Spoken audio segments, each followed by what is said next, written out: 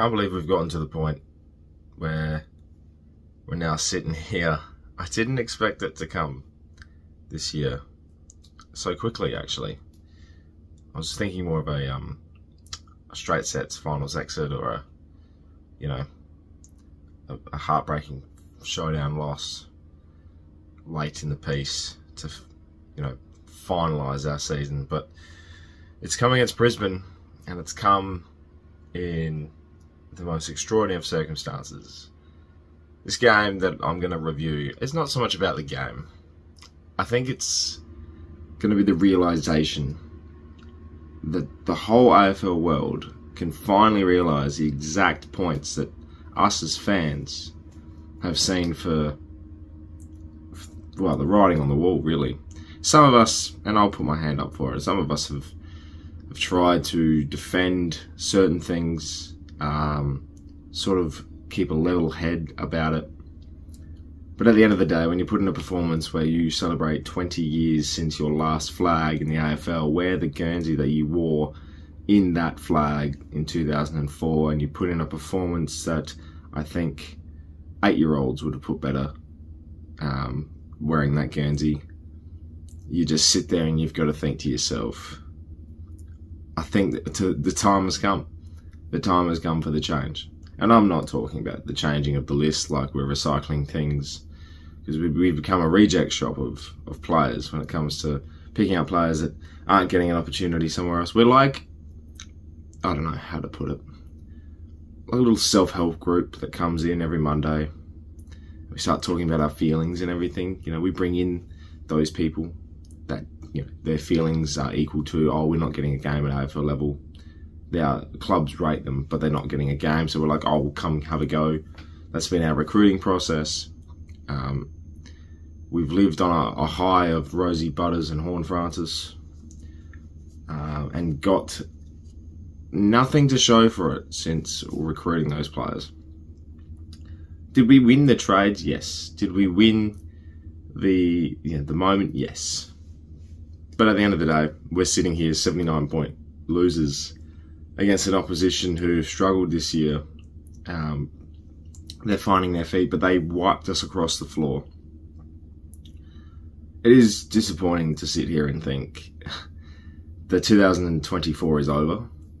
We're 8-6. Mathematically, yeah, we're still a good spot. We're still going to be in the 8 by the end of the round, and things can turn, things can change. But I think we all know, as Port fans, we're not doing anything this year. It is efforts like this game where you just sit here and go, I can't believe the disrespectful nature that we put in that performance against a side that's equal to our positioning in terms of form. I think, anyway, before yesterday, we put in a performance where we're wearing a Guernsey that celebrates our last success at the AFL, and we're going to sit here and accept the mediocrity that's come from since then.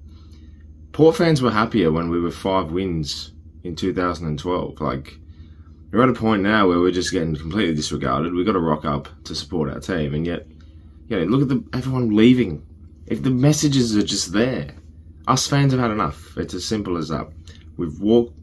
Fans have walked out of the ground at 3/4 time. Even before that, I've heard, booing Ken as he walks off. If that's not clear messaging from us, I don't know what else you could do. You can send, and this is a little bit of a message to the club as well, you can send your mid-year surveys, you can send your appraisals for members and everything like that. At the end of the day, enough's enough. Listen to us. Listen to what we have to say. I'm sick of being disregarded as just a fan. So many clubs you look around at, they're celebrating their fans, they're taking their fans' opinions in. I think, both, contextually with performance on the field and then off the field as well. I think there's changes that need to be made right across the board. And when you strip it all back, you look at the key pillars that have not changed in the last few years. I'm talking Chris Davies, I'm talking David Koch, I'm talking Ken Hinkley. You can trade players in and out, you can bring everyone in all you like. You're going to get the same result because it's one person at the top. There's the leadership component as well. I don't think having the good, happy-go-lucky leadership group that we have at the moment was a complete tick, in my opinion. I don't think we have a ballsy enough person in our leadership group to stand toe-to-toe with a teammate and say, you're not doing this right. Instead, it's just going to be, we're going to put your arm around you and try and work you through it. I understand that. That's leadership qualities. That is a leadership type of atmosphere. It's, you know, it's good. But at the end of the day, if you're wanting to demand something from your football club and from your teammates, you've got to have the guts to do it. And I don't think right now those conversations are being had. I don't think Ken has the players anymore with a performance like that. Especially when you look at, you know, certain instances, Jeremy Finlayson in the first quarter, this was highlighted. I'm taking this from certain analysis, but first there was a first quarter incident where Finlayson was at a stoppage, didn't chase, just waltzed on through, missed tackles, laziness, shit kicking, shit skills. And you sit here and you're like, what happened? Why have we become such a team where 2 years ago we were sitting in the top four, and the derail that we had in the 2021 prelim against the Dogs was the end of what it could have been, I think, something better. It could have been a run that we would have had completely different. 2022 failed, 2023 straight sets. Enough's enough, I think. And I think the other thing as well is we've got to stop. I know the 20-year reunion was beautiful. It was fantastic. I think the content's been great. I think the celebration of it all has been wonderful, trip down memory lane. But it also is a sad realization that at the end of the day, we're not going to be celebrating another one. And I don't think we're going to be celebrating another one for a while. I would really like to think we could take a little note out of the notebook of Collingwood, who as soon as Nathan Buckley thought his time was done, it happened. Make the decision. We can do that with Ken now. We can see what we can salvage from this season with or without Ken. The list isn't going to change. A different voice may help. Josh Carr's in the waiting. Do we think, do we believe that Josh Carr is going to be the man? Well, you never really know 100% with a coach. At the end of the day, I would love to go after Buckley. I would love to see who else is out there. There's an uncut gem somewhere. Whether it's Buckley, Carr, Jew. You know, I'm not going to be sitting here naming names because at the end of the day, you know, I wouldn't know a single thing about coaching in terms of going out to find someone. But they've got to be connected with people, and the connection to have. And Ken's had a connection with his players for so long. But at the end of the day, like, we're not here to be, you know, happy-go-lucky players, people, fans. That, you know, we get around to each other, we cuddle each other, and just accept what performance comes out of a game of footy.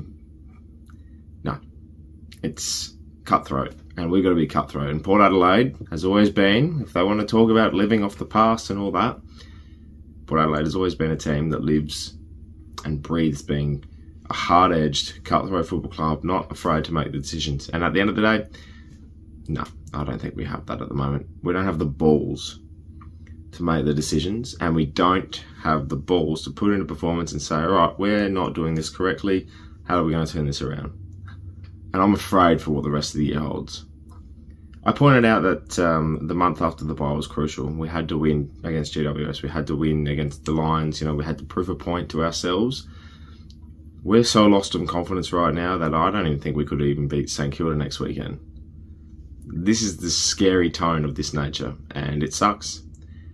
But it's what we're going to do. Just the one other thing I wanted to mention, I know this has just been a straight rant, but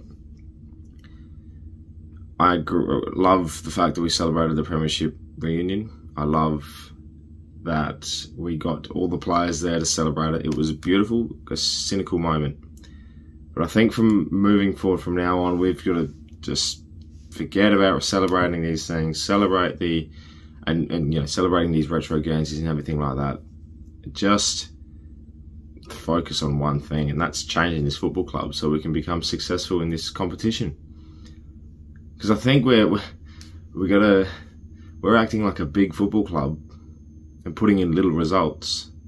You know, we're wanting to get out of the sandful. We're wanting to talk big and become a presence in the AFL community when it comes to being a big football club. At the end of the day, if you're not getting the basics right at your own football club, forget about everything else. Fix what you have at hand first. You know, us fans deserve better. I think there's fans out there that have been through so much that they deserve a better showing of what they're getting right now.